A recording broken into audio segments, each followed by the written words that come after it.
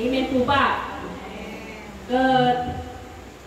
Di Pasko, kung wow na wow. Di ba, very exciting tayo. Bawat may sakadang tayo, excited tayong mangi-celebrar. Babaon ta, nagpintas di ba, no? Apat tayo pa siya. Nagpipintas, nagpimakita tayo. Talagang feel natin yung Pasko. Ang gagara. Di po ba? Nagpapaligsahan pa po ng mga dekorasyon sa iba't ibang nayon, iba't ibang lugar. Di po ba? Napaka-exciting. Pero, ang napaka-exciting pala sa buhay po natin ay yung pagtanggap natin kay Jesus sa ating puso as a Savior. Di po ba?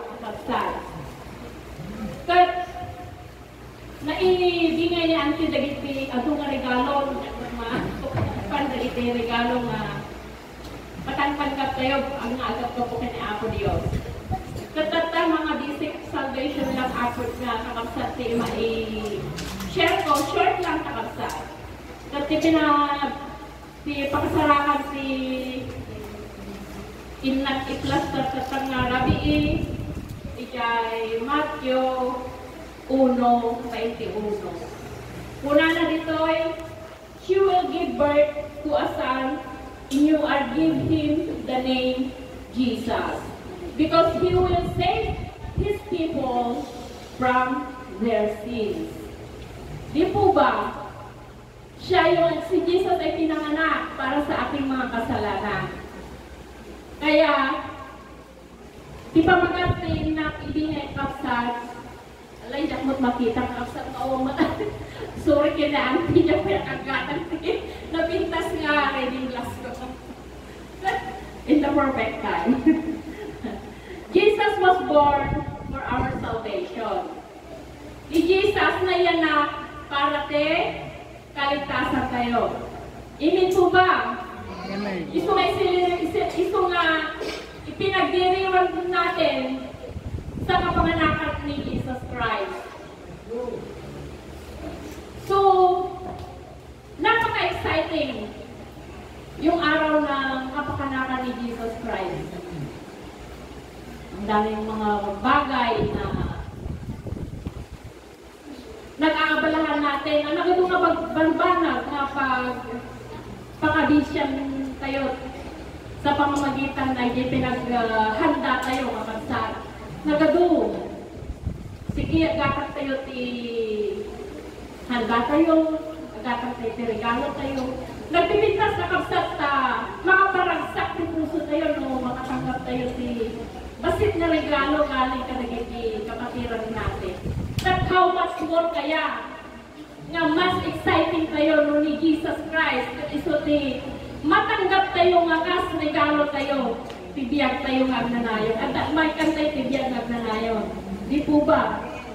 Di ba napaka-exciting yung tanggapin natin si Jesus Christ sa puso natin? Pagsisihan natin yung mga kasalanan natin. Di ba? We need to repent. Kasi lahat tayo po ay nagkasala. Kung na dyan 3:6. Ay dyan, kung na dyan Romans 3:23. For all have sinned and fall short of the glory of God. Lahat tayo ay nagkasala at hindi umabot sa kaluwalhatian ng Diyos. So wala pong exempted doon. Lahat po tayo, bata man, matanda man, nasa napupunan po, nasa dagyan pa lang ulit tiyan tayo, kakapsat. Kat-adan dibaso tayo. Amen po ba? Amen. Dahil namanan na natin yung kasalanan na yon. Nagkasala po si Eva, tinukso niya si Adam na kakain sa mansanas. Kaya, minana natin yung kasalanan. But yet, but God so loved the world. At andyan si God the Father. Nga babaang dakilang pag-ibig po niya. Ibinigay niya yung bugtong na anak na si Jesus Christ. Sa John 3:16, kunana, for God so loved the world, that He gave His only begotten Son. Whoever believes in Him should not perish but have everlasting life. Kunana. Gayon na lamang sa pag-ibig ng Diyos sa sanlibutan, ibinigay niya yung bugtong na anak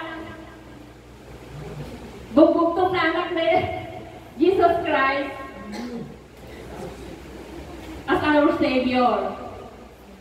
So kung na number 1, admit or accept your sin to God and repent it. Kung na magpakasarakan na di sa 14 verse na kakapsabi ay Romans 3:23 na ipalawag kong kakapsat. Kapan pwede ng burton tap na mabibiit tayo laeng. Very busy po yung salvation na to. Second po, believe that Jesus Christ died for our sins. True po ba? Tama po ba? Amen po ba? Amen. Amen. Supporting verse na kakabsat John 3:16. Gayon na lamang ang pag-ibig ng Diyos sa sanlibutan, kaya binigay niya ang bugtong na anak para sino man sumampalataya sa Kanya, hindi mapapahamak, kundi magkaroon ng buhay na walang hanggan. Wow! Wow na wow talaga kakabsat dahil nung umapit tayo ng Tijuana, nga naman ni Jesus natay, napako sa cross ng Kalbaryo. Naghirap po siya. Grabe yung hirap niya.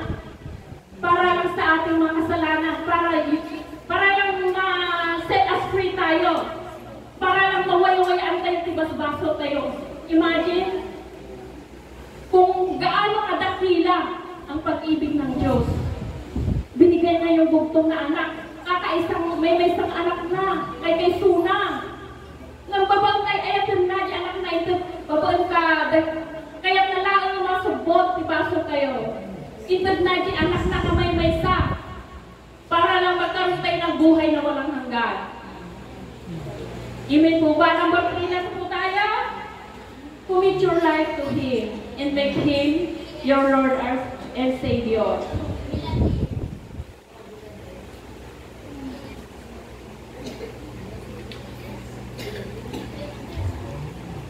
Ipagkatiwala po natin ang ating buhay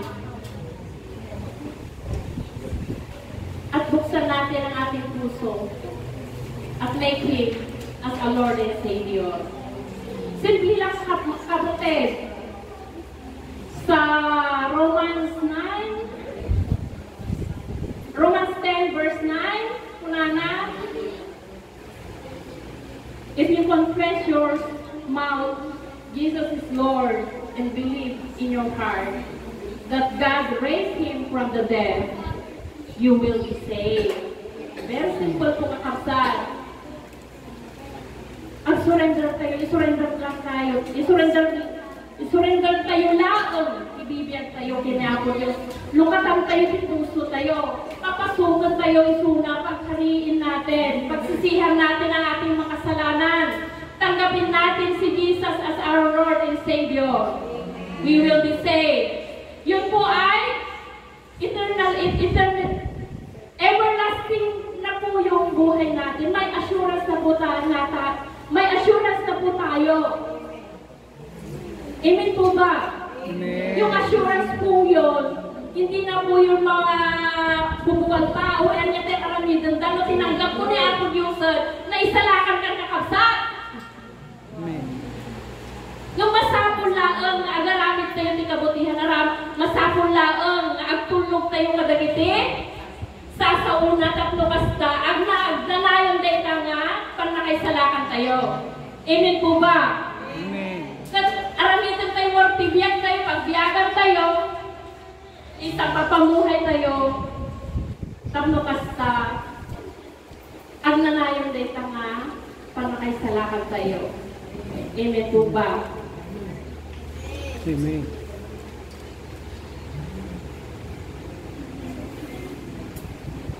Sa conclusion ko po ay just make panatilihin natin sa ating buhay si Jesus. Siya yung maghari sa ating buhay sa araw-araw po. Amen po ba? Amen. To God be the glory. Yun lang po. Binabalik ko na po kay Pastor Ruel. Very simple message po. Amen.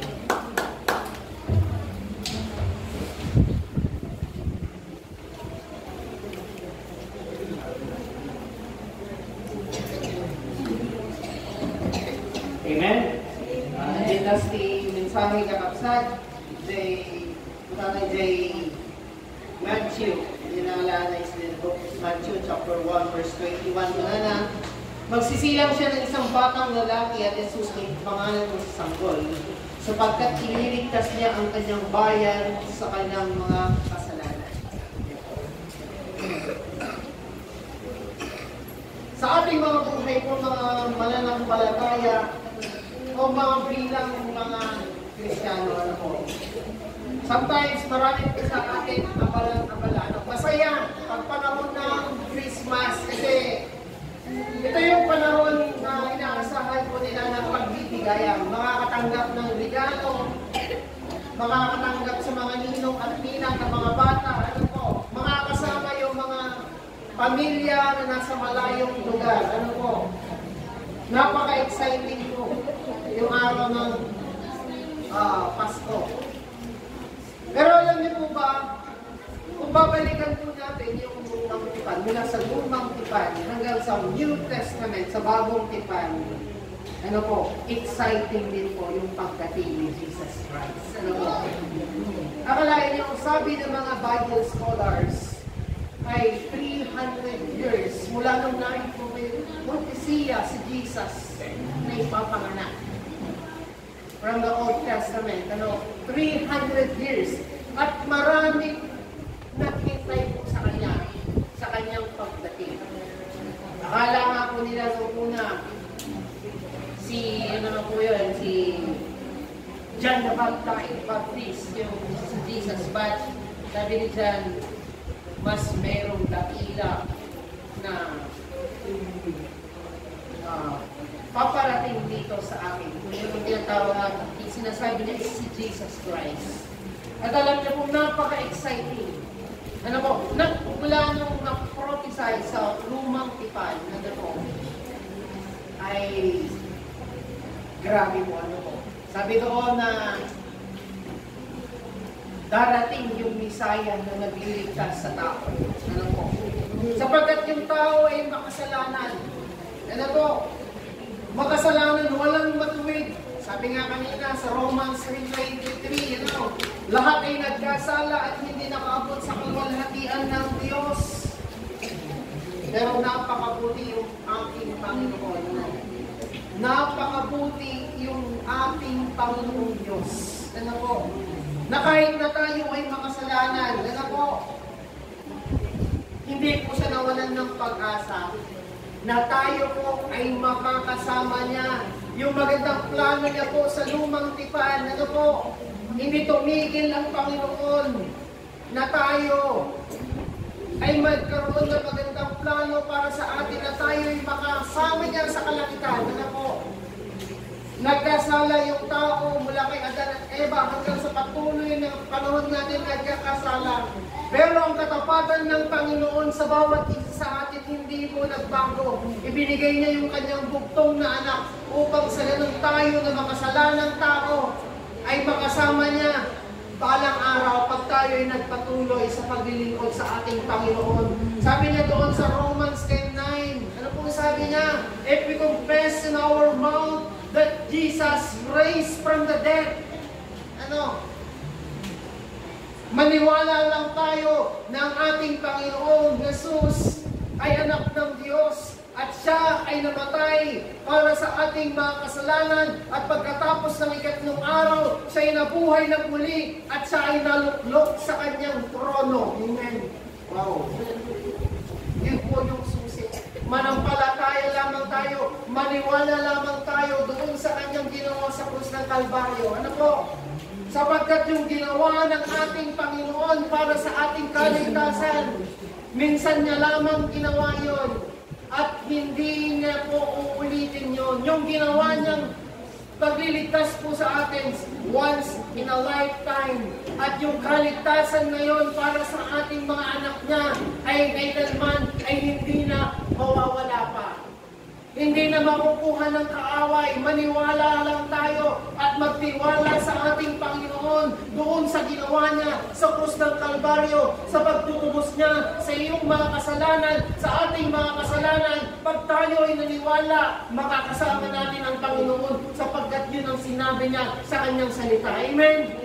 Yung mga naniniwala at nanampalataya na naliligtas na ng Panginoon, tinubos na ng Panginoon ang kanilang mga kasalanan, tinubos niya na ang ating mga buhay. Pwede mo ba tayong tumayo at ibigay po natin yung best na palakpak sa ating